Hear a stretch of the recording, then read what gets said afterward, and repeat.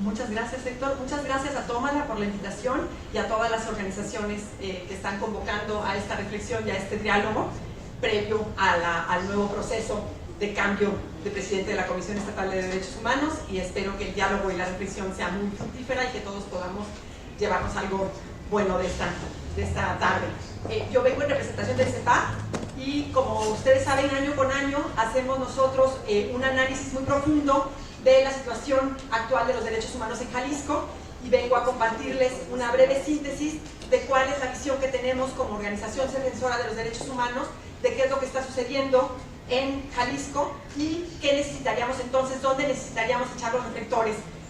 para poder generar las transformaciones que se requieren en la elección del nuevo ombudsman o de la nueva ombudsman, por supuesto, pero también en esta reestructuración que bien decía María que necesita la comisión. Esta tarde nos interesa hacer una lectura crítica de la realidad jalisciense en torno a la situación de los derechos humanos, con el afán de hacer visibles las acciones y abstenciones que en nuestro Estado inhiben desde los diferentes sistemas sociales, políticos, económicos y de poder el respeto, la exigibilidad y la justiciabilidad de los derechos humanos. Nuestro país atraviesa una grave crisis en materia de derechos humanos, misma que se refleja de manera particular en nuestro Estado, que se ha destacado a nivel nacional por graves violaciones a los derechos humanos, consecuencia de la mezcla de elementos de la situación extrema de inseguridad, violencia, tortura, desapariciones, detenciones arbitrarias, feminicidios, desplazados y discriminación, potenciados por una impunidad que es la norma. Sobra decirlo, hay que decirlo. En los últimos 10 años son evidentes los retrocesos. Día a día, las mujeres son víctimas de agresiones, vejaciones, humillaciones y violencia desmedida. Jalisco encabeza la lista de las 6 entidades, junto con la Ciudad de México, donde mueren más mujeres por violencia de género. En 2016 fueron asesinadas 132 mujeres. De estos casos, solo 48 fueron calificados como feminicidios. Además, las mujeres tienen que enfrentar la revictimización, la indiferencia y la negligencia por parte de las autoridades estatales y municipales, que no logran de atender a fondo la violencia generalizada, estructural y sistemática contra ellas, ni procurar justicia a las víctimas y a sus familiares.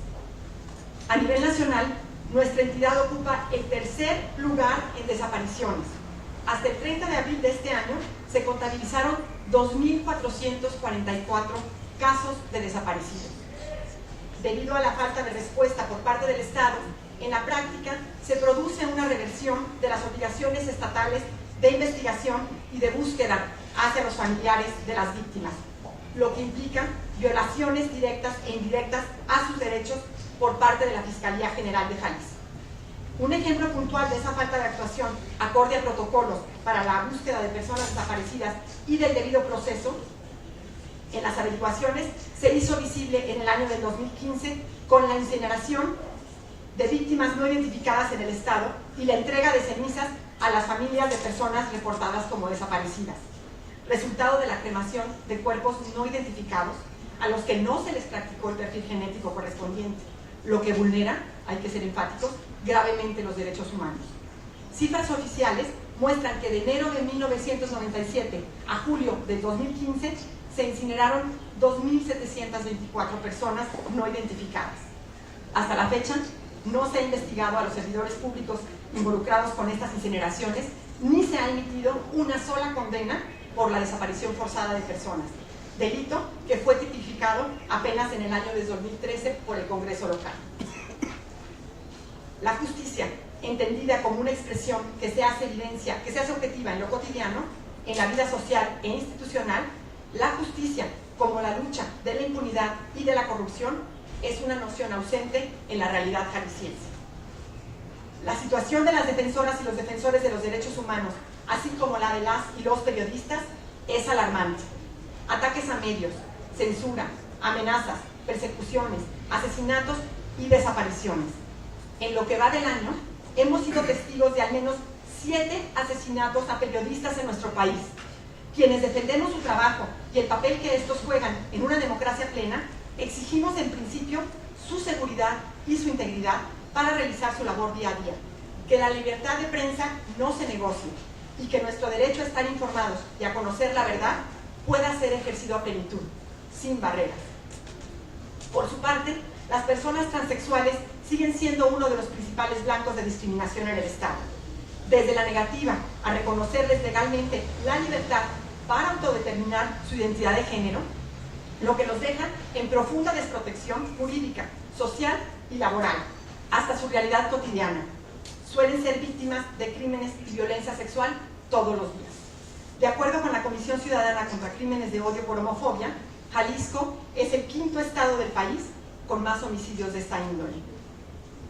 A 1 año 6 meses de que la Suprema Corte de Justicia de la Nación declaró la inconstitucionalidad de los artículos 260, 258 y 267 bis del Código Civil del Estado de Jalisco, el Congreso del Estado no ha acatado aún la resolución de la Corte que le exhorta a reformar el Código Civil para garantizar el derecho al matrimonio igualitario. No basta con que se efectúen matrimonios entre parejas del mismo sexo en la entidad. Se requiere llevar a cabo reformas correspondientes que den certeza jurídica en igualdad de condiciones a estas uniones.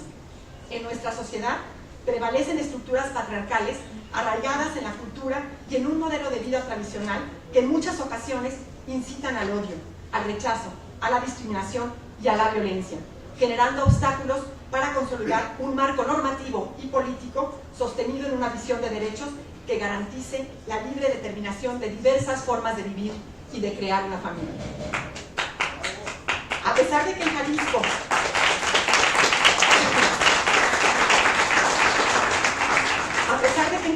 el aborto es legal cuando el embarazo es producto de una violación y si pone en riesgo la vida o la salud de la mujer, las mujeres aún no acceden a la posibilidad de una interrupción legal del embarazo.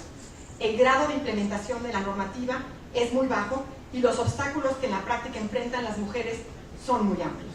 La ley que autoriza el aborto en caso de violación sigue siendo letra muerta.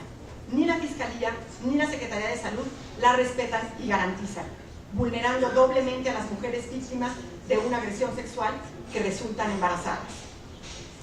A pesar del reconocimiento discursivo de la práctica de la tortura en Jalisco, no se han generado las medidas necesarias para prevenirla, investigarla y erradicarla. El número de quejas presentadas ante la Comisión Estatal de Derechos Humanos de Jalisco muestra claramente que se trata de una práctica común que tanto la propia Comisión como las autoridades estatales y municipales han permitido y tolerado, siendo omisos ante actos de tortura, tratos crueles, inhumanos y degradantes. Es revelador que desde el año de 1993, en que se aprobó la legislación especial en la materia, solo se ha emitido una sentencia por tortura en Jalisco. Jalisco es un estado de tránsito, origen y destino de cientos y miles de migrantes. Preocupa que su atención se mantenga solo en manos y a merced de la voluntad de la sociedad civil. Las instituciones del Estado no terminan por asumir la responsabilidad que tienen ante este fenómeno social que involucra a personas que viven una situación extrema de vulnerabilidad, violentadas, puestas en peligro y discriminadas. En el caso de los desplazamientos forzados de pobladores que se ven obligados a abandonar sus tierras a causa de la violencia y de las presiones del crimen organizado y de los grupos de poder, resulta desafortunado observar que la Ley General de Víctimas no los protege y que por el contrario los invisibiliza al no incluirlos en sus consideraciones, dejándolos aún en mayor riesgo y vulnerabilidad social, abandono, desigualdad y pobreza extrema. En el tema de los derechos ambientales, el gobierno de la entidad sigue en deuda. A la tutela de estas garantías, las autoridades, como bien nos comentó María, le deben políticas públicas, leyes, trabajo, recursos financieros, acciones para que un medio sano y protegido sea real para todas y todos. Basta mirar la situación que persiste en el bosque de Mixtiquil, en donde los incendios intencionales para destruirlo son constantes y las autoridades municipales continúan siendo omisas y hasta cómplices, minimizando el despojo del bosque, que es parte de un área protegida, y respaldando la avaricia de los empresarios inmobiliarios, sostenido, como bien decía María, por el capital. ¿Y qué decir del río Santiago? Parece que está ahí, nomás viendo pasar el tiempo y con él sus mejores días. Desde 2008, que falleció el niño Miguel Ángel, hay un registro de 752 fallecimientos a causa de la contaminación. Nos enfrentamos también a la preocupante resolución del gobernador Aristóteles Sandoval, quien anunció en días recientes la inminente inundación de los pueblos de la cañada del Río Verde, Temacapulín, Palmarejo y Acacico, al decidir construir la presa El Zapotillo a 105 metros de altura, justificando desde el capital la superior rentabilidad de un proyecto que desaparecerá estos pueblos y su historia.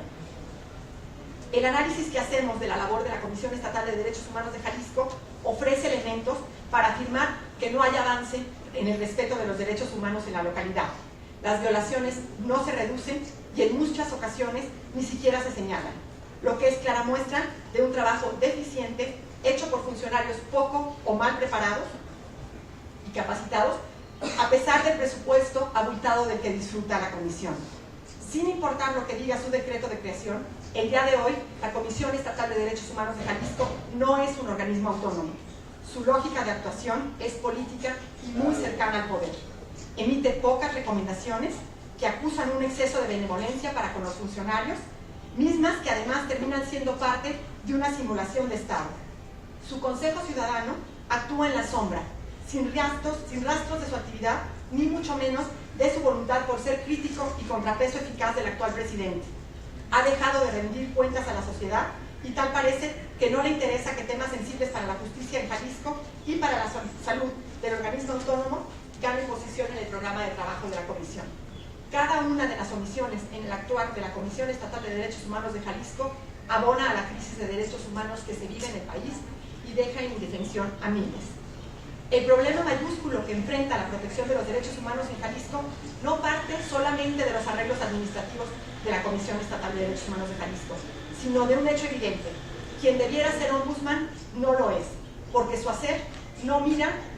de frente a las y los ciudadanos y porque no entiende de derechos humanos.